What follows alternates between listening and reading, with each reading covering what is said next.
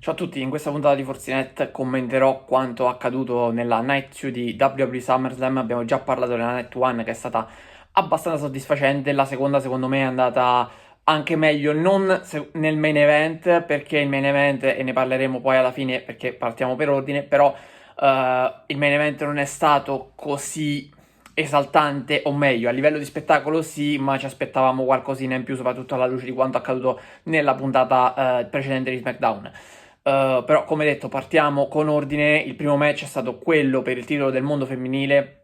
tra la campionessa Naomi, che l'ha difeso con successo dall'assalto di Rhea Ripley e di Io Sky, un match a 5 stelle, probabilmente non a livello di quello che Io Sky e Rhea Ripley hanno combattuto contro anche Bianca Belair a WrestleMania, ma direi che le aspettative sono state comunque abbastanza rispettate, così come il pronostico, perché Naomi, che ha incassato la valigetta praticamente a Evolution, quindi neanche un mese fa, un paio di settimane fa, non poteva perdere il titolo dopo così poco tempo, altrimenti non avrebbe praticamente avuto senso il suo incasso e il suo regno titolato. Secondo me merita di avere una chance, anche se io sostenevo che potesse fallirlo l'incasso, pensavo che lo fallisse, però adesso che comunque è incassato con successo, secondo me merita di avere una chance per un regno un po' più lungo, anche se all'orizzonte già ci sarà la difesa titolata di Clash in Paris contro Stephanie Vaquer.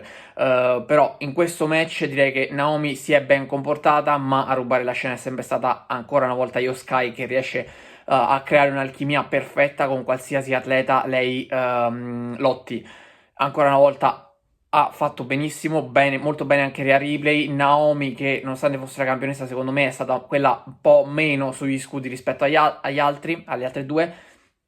Fondamentalmente è riuscito a portare a casa tra l'altro una vittoria non in maniera netta, perché Rhea Ripley ha effettuato una super riptide dal paletto nei confronti di Io Sky, la stava schienando, è arrivata Naomi che invece con un roll up ha sorpreso l'ex membro del Judgment Day, che quindi si è dovuta prendere lo schienamento decisivo, ha dovuto subire lo schienamento decisivo. Adesso i risvolti saranno interessanti da capire nel prossimo futuro per quanto riguarda quella cintura, perché come ho già detto c'è anche Stephanie Wacker che ha già una chance titolata prenotata, ma poi ne parleremo a tempo debito quando sarà il momento di fare le predictions di Clash in Paris. I Wyatt Six, anche in questo caso tutto come previsto, sono rimasti campioni di coppia. Il ragionamento più o meno era molto simile a quello di Naomi, perché Naomi era campionessa da poco, i Wyatt Six anche da pochissimo tempo, avevano appena conquistato le cinture, non avrebbe avuto il minimo senso togliergli i titoli di coppia dopo così poco tempo, soprattutto ad una stable su cui in teoria la WWE punta abbastanza, non credo tantissimo, ma abbastanza, perché io non credo che il leader Bo Dallas, ad oggi è Bo Dallas, possa arrivare a conquistare il titolo massimo, neanche un titolo individuale lo vedo sinceramente, lo vedo possibile.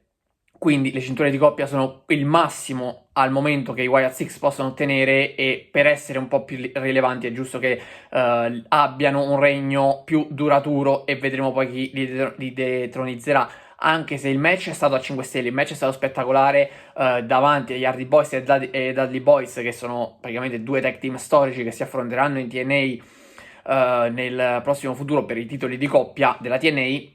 Hanno veramente reso omaggio e reso onore alla storia del wrestling tag team, perché è successo praticamente di tutto. Addirittura Candice LeRae, che ha cercato di staccare le cinture in favore dei DIY, è stata schiantata su una scala, la scala si è spezzata una volta avuto l'impatto con il corpo di Candice LeRae, veramente un colpo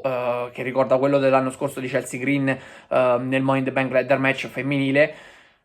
Qui veramente spettacolo su tutti i fronti, elencare tutte le manovre sarebbe anche impossibile, per esempio quella di lo splash di Ray Phoenix, anche in questo caso sulla scala, oppure la manovra di Nathan Fraser che è andato a colpire Angelo Dawkins,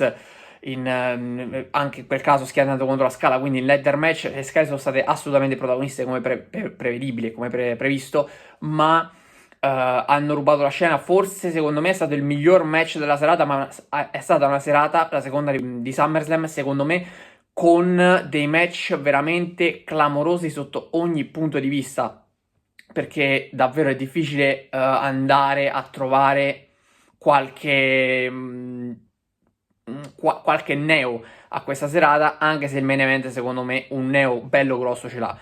Becky Lynch ha difeso con successo il titolo intercontinentale femminile dall'assalto di Lara Valkyria. In molti davano Lara Valkyria come favorita anche poche ore prima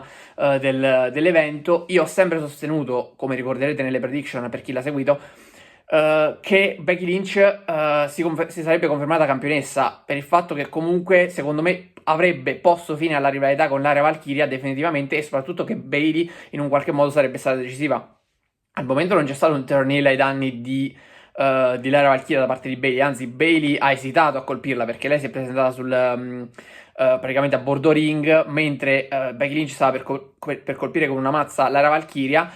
e poi è arrivato appunto a Bayley che l'ha fermata. Becky Lynch ha invogliato Bayley a colpire, ha spinto Bayley a colpire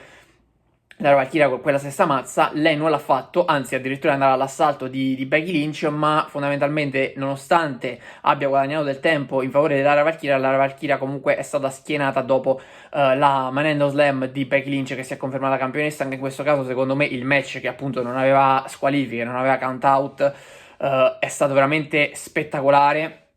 perché a me questa tipologia di match piace tantissimo, e fondamentalmente avere prima il match per i titoli di coppia a più squadre, e poi quello appunto con Becky Lynch e Lara Valkyria senza squalifiche e senza count out, è stato veramente un sogno, veramente qualcosa di clamoroso. E adesso Becky Lynch avrà sicuramente un altro obiettivo, e l'altro obiettivo potrebbe essere proprio Bayley per il titolo intercontinentale, e allora lì sì, secondo me, che potrebbe eventualmente perdere quella cintura. Solo Sikoa contro, almeno il mio pronostico, ha difeso il titolo degli Stati Uniti con successo dall'assalto di Jacob Fatu. Onestamente io pensavo e mi auguravo che potesse vincere Jacob Fatu per vincere la rivalità, invece così non è stato. Secondo me è una sconfitta abbastanza pesante per Jacob Fatu, anche se è arrivata sempre in uno steel cage match in cui in teoria dovevano essere tutti esclusi i componenti della stable, degli MFT di Solo Sikoa. Invece non sono stati esclusi, perché comunque ci sono entrati di mezzo come prevedibile in pieno, e infatti l'hanno aiutato a portare a casa la vittoria. È stato decisivo l'intervento di Talla Tonga,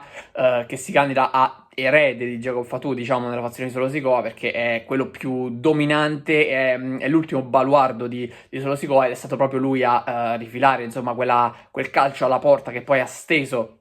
Jacob Fatu, e ha permesso a Solo Sikoa invece di evadere e quindi di conquistare la vittoria ai danni dell'ex compagno di squadra, che quindi probabilmente potrebbe uscire anche dalla scena titolata per quanto riguarda il titolo degli Stati Uniti, che resta in possesso di Solo Sikoa. Da una parte è anche giusto così, perché Solo Sikoa comunque ha conquistato anche lui il titolo da poco tempo. Praticamente chiunque quasi ha combattuto questa sera e in questa serata ha conquistato il titolo da poco, a parte Dominic Mysterio e John Cena. Entrambi hanno conquistato i loro titoli a WrestleMania, quindi fondamentalmente credo che sia giusto anche per Solo Sikoa andare avanti e proseguire, anche perché una sconfitta sarebbe stata forse più pesante per Solo Sikoa che per Jacob Fatu. Però allo stesso tempo io credo che Jacob Fatu avrebbe meritato un regno più lungo, perché io non mi sarei mai aspettato da WrestleMania a SummerSlam che il regno di Dominic Mysterio come campione intercontinentale durasse di più rispetto a quello di Jacob Fatu come campione degli Stati Uniti. Molto paradossale, anche se sono situazioni diverse, chiaramente non vanno a disegnare il valore della forza dei due atleti, anche perché a livello di storia forse Dominic Mysterio è ancora più protagonista di Jacob Fatu. E arriviamo proprio a Dominic Mysterio, che ha difeso ancora una volta vittoriosamente il titolo intercontinentale contro AJ Styles. Un match tributo a Eddie Guerrero, con AJ Styles che ha fatto comunque un'entrata appunto tributo per il Latino Hit. Dominic Mysterio lo imita, lo scimmiotta molto spesso, e anche questa volta non ha mancato di fare questa simulazione, diciamo, con i Tres Amigos, con l'iconico praticamente l'iconica simulazione del colpo della sedia, con la sedia. Infatti Dominic Mysterio ha preso la sedia, ha simulato di essere colpito da AJ Styles, ma AJ Styles è stato ancora più furbo, perché si è messo la sedia al collo, e praticamente l'arbitro, girandosi, ha trovato Dominic Mysterio steso per terra, AJ Styles è steso per terra con la sedia attorno al collo, e quindi la squalifica non è scattata né da una parte né dall'altra, anche perché avrebbe penalizzato il Phenomenal. Quindi alla fine si è arrivati ad una sorta di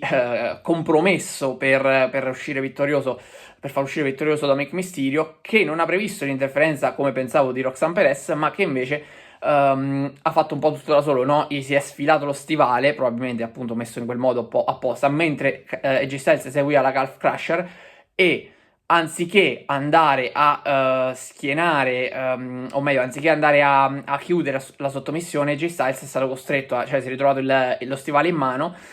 che ha lanciato via. Dominic Mysterio ne ha approfittato per mandarlo a scontrare contro l'arbitro e poi una volta che, quindi l'arbitro praticamente non ha guardato nulla, mentre l'arbitro era girato, l'ha colpito con lo stivale, che io penso sia stato anche rinforzato con qualcosa, non penso fosse soltanto uno stivale. E lì poi ha eseguito il frog splash decisivo per chiudere definitivamente la contesa e confermarsi campione intercontinentale. Quindi Dominic Mysterio resta campione intercontinentale, Finn Balor e JD McDonagh sono campioni di coppia, campioni del mondo di coppia, mentre le due ragazze, Raquel Rodriguez e Roxanne Perez, non hanno i titoli e io ho previsto qualche settimana fa un'uscita di scena di Raquel Rodriguez al Judgment Day perché è l'unica che al momento tende a ricordare e sottolineare ancora la presenza di Liv Morgan e chissà che non possa essere lei allontanata prima o poi dagli altri componenti. Questo me lo aspetterei, diciamo. E poi arriviamo al un main event durato quasi 40 minuti, oltre 35 minuti tra Cody Rhodes e John Cena. Bene, anche in questo caso è andato tutto come previsto perché Cody Rhodes è tornato ad essere campione WWE, aveva perso la cintura a WrestleMania proprio contro John Cena. Questo è stato uno street fight match e quindi è stato tutto concesso. John Cena ha utilizzato le sedie, Cody Rhodes anche ha tentato di utilizzare la cintura per colpire Cena, che però invece l'ha anticipato. È stato un match secondo me molto molto più spettacolare e più bello rispetto a quanto invece visto a WrestleMania, nella seconda notte di WrestleMania, con i due che si sono mostrati un po' come supereroi, no? Perché ognuno ha risposto e ha resistito alle manovre offensive dell'altro. Cody Rhodes ha effettuato 3 crossroads e non sono state sufficienti per battere John Cena. John Cena invece ha effettuato 3 attitude adjustment ai danni del suo rivale e anche quelle non sono state sufficienti. Hanno combattuto tra gli spalti, sulla rampa. Anche in quel caso il leader della C-Nation ha colpito l'American Nightmare con una attitude adjustment sullo stage praticamente, e lì non è stata ovviamente risolutiva quella manovra. Poi fondamentalmente il momento concitato è stato quando John Cena stava per schiantare Cody Rhodes su un tavolo. Alla fine c'è finito John Cena contro il tavolo e Cody Rhodes poi ha chiuso definitivamente la contesa con la sua Crossroads. Bel gesto alla fine con il passaggio di consegne, no, tra i due, perché si sono anche abbracciati, sono abbracciati anche all'inizio match, ma soprattutto il momento più commovente forse è stato quello alla fine del match. Ma attenzione, io mi sarei aspettato il turn heel di Cody Rhodes, o quantomeno qualcosa tra i due, perché quanto visto a SmackDown con il turn face di John Cena così improvviso dal nulla, anche su questo secondo me io avrei qualcosa da ridire, perché non è avvenuto nella maniera che mi aspettavo e secondo me neanche nella maniera più corretta, per quello che penso io, perché è stato così improvviso, cioè da un giorno all'altro è cambiato. Pensavo avvenisse in maniera un pochettino più graduale dopo la sconfitta contro Cody Rhodes, invece non è stato così, è stato così netto e repentino che quasi risulta poco reale, capito? Risulta molto molto artefatto, e speravo che quello però fosse il preludio poi per un turn heel di Cody Rhodes, che però non c'è stato, e questa secondo me è stata la grande delusione della serata. Speravo in un turn heel di Cody Rhodes, che quindi l'American Nightmare andasse ad attaccare al termine del match John Cena. Non è stato così, si sono abbracciati, ma ad attaccare John Cena al termine del match ci ha pensato il rientrante Brock Lesnar. La bestia è tornata ed è più incazzata di prima per prendersela contro John Cena per un ultimo match tra i due, che ovviamente immagino andrà in scena nelle prossime settimane. Non credo che Brock Lesnar sarà l'ultimo avversario di Cena, perché comunque ci sono ancora un po' di mesi prima del suo ritiro definitivo dal wrestling, però sicuramente sulla strada di Cena adesso ci sarà la bestia. e quindi sarà un match sicuramente molto interessante e questo spiega anche l'immediato turn face di John Cena dopo una run da heel che secondo me poteva essere prolungata di qualche settimana per rendere ancora meglio,